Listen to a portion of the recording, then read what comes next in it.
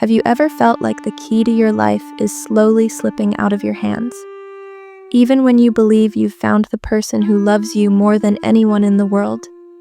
My name is Rose. I'm 24 years old, and I live in this loud, restless city of New York. Today, I'm going to tell you a story that could be yours, or maybe one of your friends. This isn't a story about love, but about that fog where we forget the difference between care and control. Stay with me until the end, because the place I found myself in felt almost impossible to come back from. New York winters are harsh. The air always carries a mix of roasted coffee beans and car exhaust. I worked at a small graphic design company. My life was simple, full of dreams. I remember the evening I met Liam. It was at an art gallery, filled with the scent of fresh paint and old wood. Liam was standing there, and he smelled like expensive sandalwood and musk, the kind of scent that instantly makes you feel safe. He complimented my painting, and just like that, everything started to change. At first, Liam's love felt like a velvet blanket. He cared about me so much that I thought I was the luckiest girl in the world. He packed my lunches and drove me to the office. He always smelled like fresh lemon soap, which made me feel calm. But slowly, a bitterness started mixing into that comfort. One day, he gently said, "Rose, your friend Sarah, I don't think she's right for you. There's a negative vibe about her." I laughed it off, but that day, for the first time, I didn't talk to Sarah. I thought Liam was just looking out for me. As time passed, the atmosphere began to shift. Now Liam had a problem with my clothes. "That perfume's too strong, Rose. People will get the wrong idea," he'd say. Slowly, he started controlling everything, from my perfume to the colors I wore. My room was constantly filled with that heavy sandalwood scent he liked, and it began to suffocate me.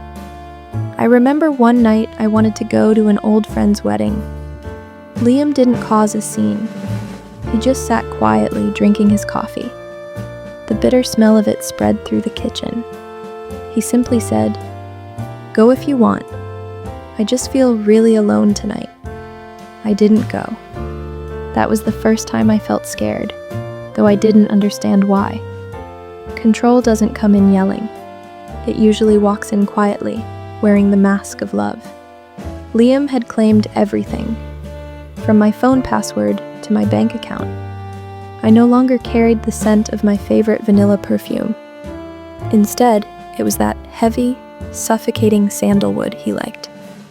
My work, my identity, everything felt lost in a fog. Whenever I tried to make my own decisions, he made me feel naive. "I'm doing this for you, Rose," had sunk into my veins like poison.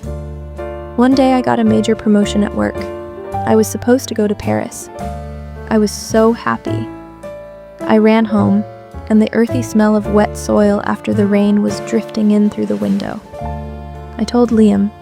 He stayed quiet for a moment. Then he lit a cigarette. The sharp smoke completely erased that beautiful earthy scent. He said, "Paris? That far? Alone? Rose, you won't manage there. What's missing here in New York with me?"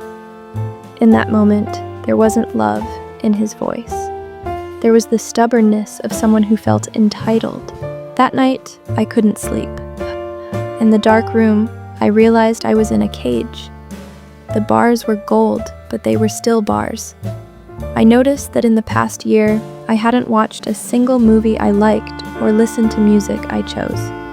My life had become Liam's shadow. I thought of my mother. Her hands always smelled like fresh spices and love. That was the scent of freedom. And here there was only a stale smell of fear and control. Change doesn't start with words. It starts with one small action. The next day, Liam went to work. I opened my closet. My old perfume was sitting there, the one Liam had called cheap and useless, and shoved into the corner. I sprayed it on my wrists, that fresh jasmine scent. It reminded me who Rose really was. In that moment, I decided, no more. I started packing my bag. My hands were shaking. Every small sound made me think Liam had come back. Fear has its own scent, cold and metallic. Then the door opened.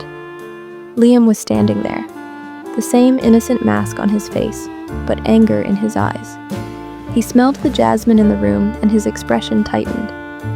"What is that smell, Rose?" "I told you not to wear that," he said, stepping toward me.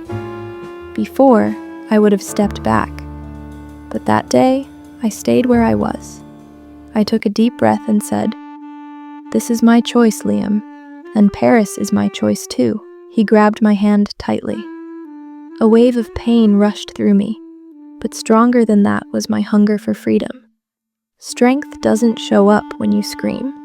It shows up when you quietly gather yourself. I looked into his eyes and said calmly, "You've controlled every part of me, even my breathing. But from today on, I'm going to live my life myself." He squeezed my hand harder. "You're nothing without me." I pulled my hand free and picked up my bag. In that moment, I didn't need anyone to support me. I opened the door and walked out. As I went down the stairs, I could hear him shouting behind me, but I didn't turn around. Outside, the same cold New York air hit me.